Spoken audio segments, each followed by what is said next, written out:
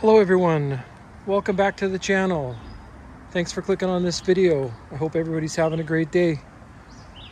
Here today to talk a little bit more about this motorcycle, the Ducati Streetfighter V4SP. Going to talk a little bit about it and the differences between the regular models and just give you a little bit more information about it. So this is the Streetfighter V4SP. That model SP stands for Sport Production. It sits right under the R in the Ducati lineup.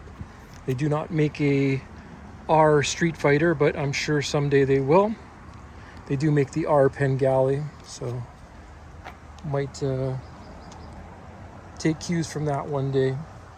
So what are the differences about this bike versus the regular bike or other of Ducati's models? One of the first things is the carbon fiber wheels. These are BST carbon fiber rims. They are taken directly from the Superleggera front and rear. And they are a pretty expensive piece, so that's one of the biggest changes to this bike. Really makes a big difference in the handling of this bike compared to the regular model. I got to take out the S, and I found that this bike was quite a bit easier to switch directions. It felt a lot more nimble, and I think a lot of that was to do with the weight in the tires and the reduction. Another thing you might notice is this really great paint scheme. The winter livery is what they call it. It's what they use in the MotoGP before they show the actual livery for the year.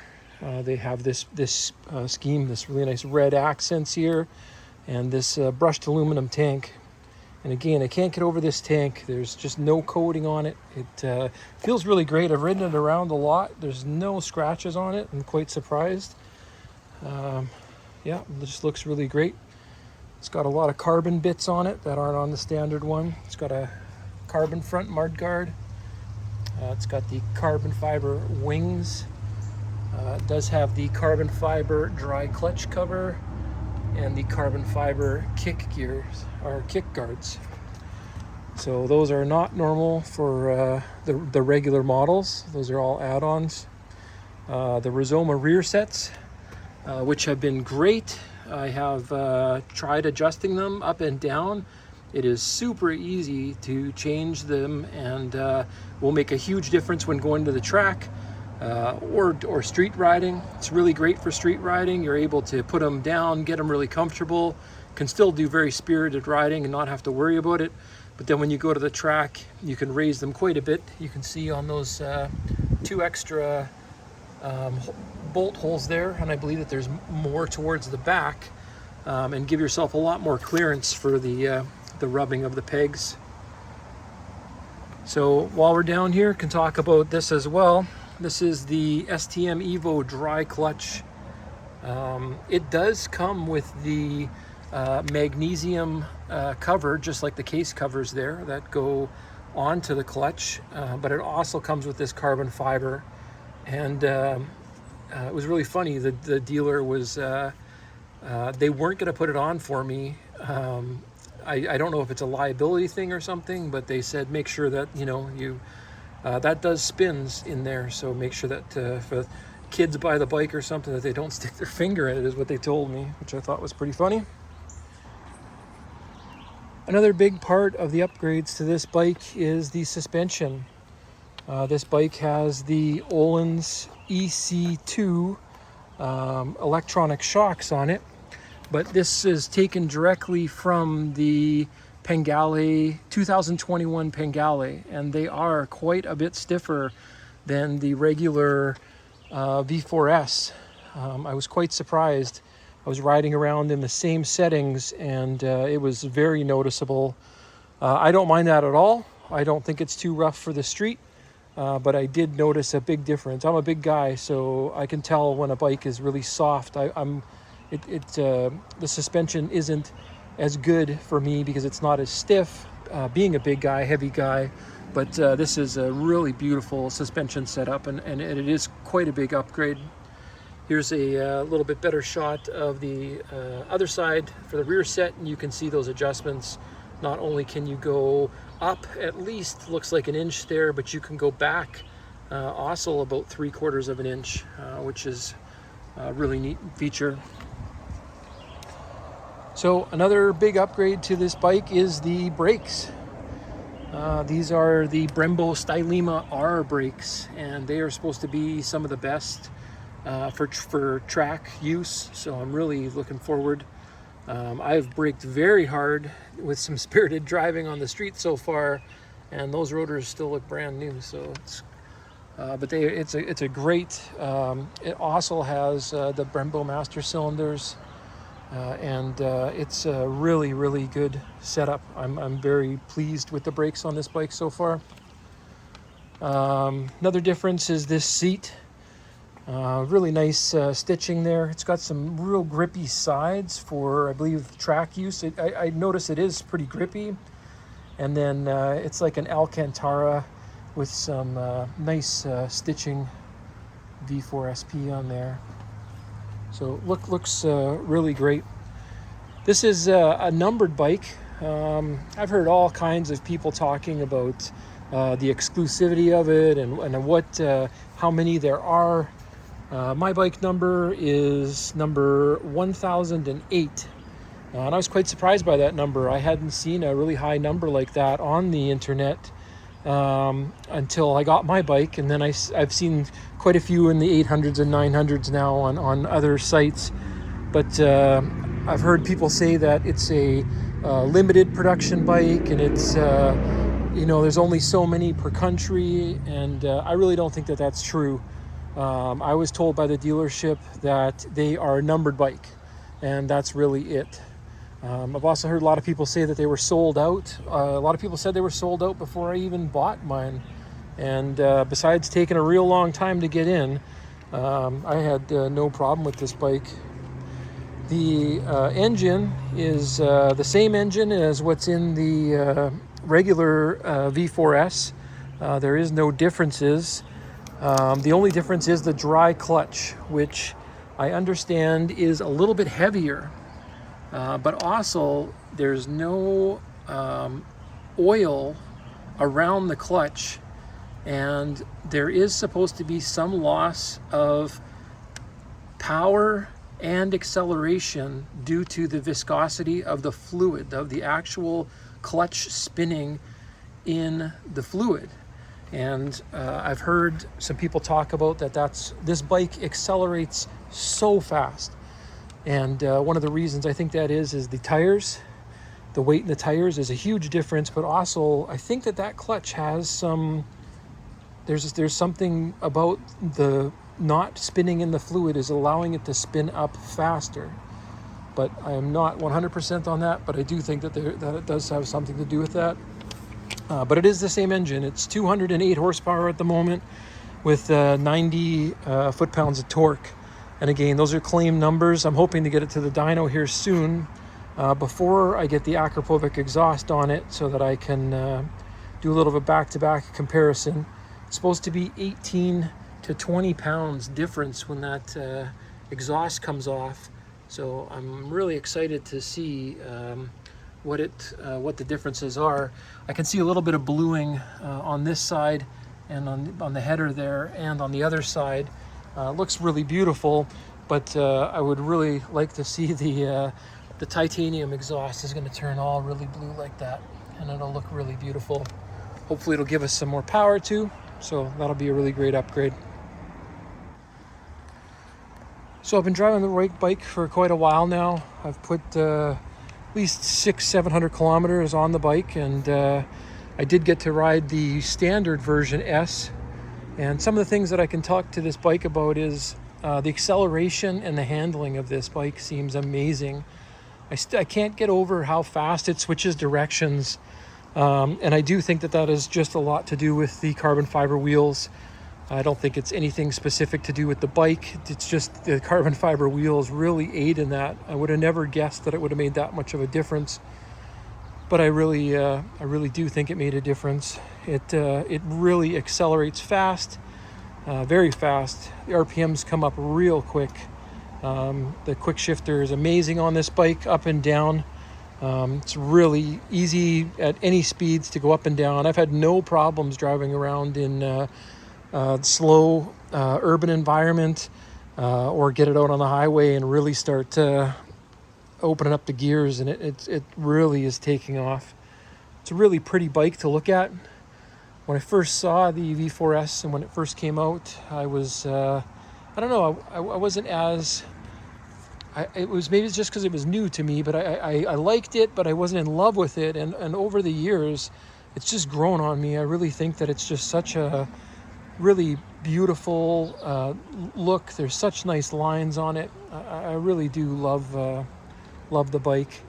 All of the details that are in this bike is just amazing. This tank is just, like, in person, it's so beautiful. The attention to this carbon fiber, it doesn't seem like it, but those carbon fiber wings at the front are over 1/4 of an inch thick of carbon fiber.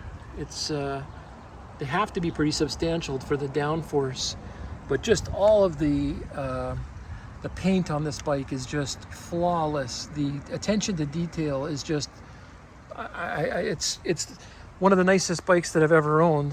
And my last daily rider was a Aprilia. It was a 2019 Aprilia Tuono V4 factory, which I had a lot of upgrades to, including the biggest ones were the race ECU, and also had the full Akrapovic exhaust on it. It made 174 wheel horsepower, I believe, at the dyno at Rider's Choice in Toronto. And that bike was awesome. I loved it. The fit and finish on it was really good, but this bike is just another step up. Everything about it is just beautiful. Not to say there was anything wrong with the Tuono, but this bike, already without the exhaust, it is much, when I say much faster, I'm talking seat of my pants. I can feel that it's faster, and it's a noticeable amount.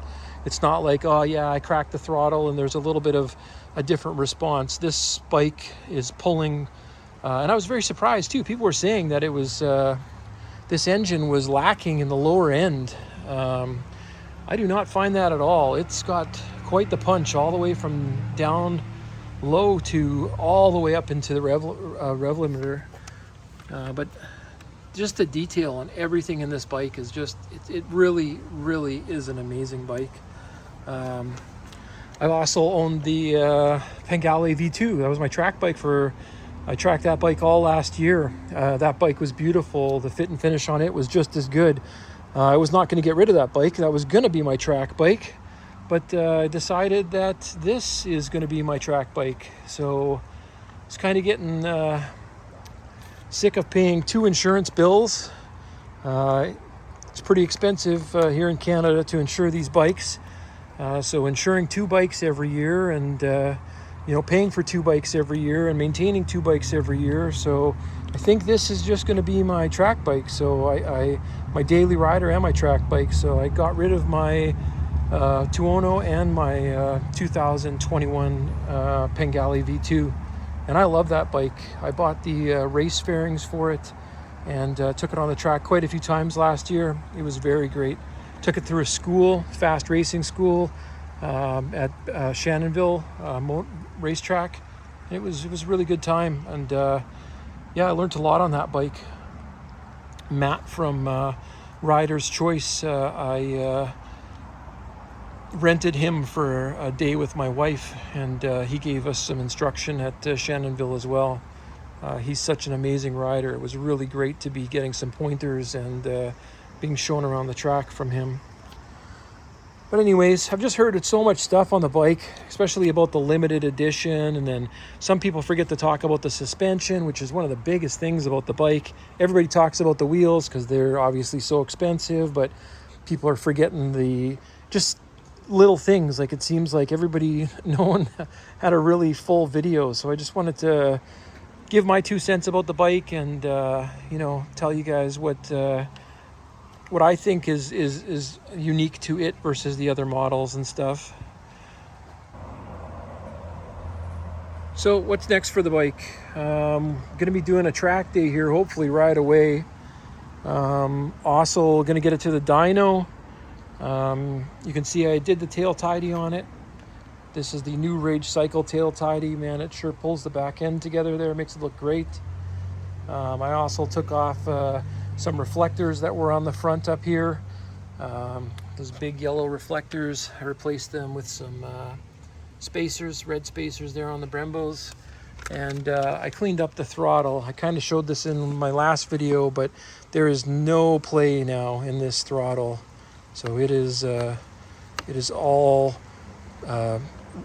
there's no slop. It really makes a big difference. It's like a $20 part that I ordered in. I did it on the V2 as well, and it made a huge difference. But gonna get the Akrapovic exhaust on there hopefully right away. It's on back order here in Canada. I've called everybody, no one's got it. The dealer said that they would notify me as soon as it's in, which they've been really great, Apex Cycle, but just not in yet. So other than that, hopefully get a couple track days in. I'm trying to get you guys some riding footage, but all my riding footage is the audio on it is not working out. I've gone through about 3 microphones on the GoPros, and I got some 360 cameras that again they don't do really good audio, so I don't want to be using them. But just trying to get the audio down. Low speed is fine, but as soon as I start to open it up and get on a highway or a closed road, it really gets loud and poppy. So I just got to figure that out, and then hopefully get you guys some riding videos here. But anyways, really thank you guys again for clicking on the video. If anybody wants to know anything about the bike, I'm not talking prices. It seems to be confusing everybody. I live in Canada. Our dollar right now is 70 cents to the US dollar. So when I tell people I paid $40,000 plus tax for this bike, they think I'm crazy, but that's actually, when you do the math on it, that's not 30% more than what they're charging for it in the US. So I think we're getting a little bit of a break, but not really going to talk prices too much. It's just too confusing with all the currencies. I've noticed there's a lot of people looking at these videos from around the world. So, but if you have any questions specific, please let me know, or you want to see anything, you want me to show anything, or talk about an upgrade or do an upgrade, you guys just let me know. I plan on keeping this bike for a long time, and it's just a great bike. So again, thanks everyone. I hope you guys have a great day, and thank you.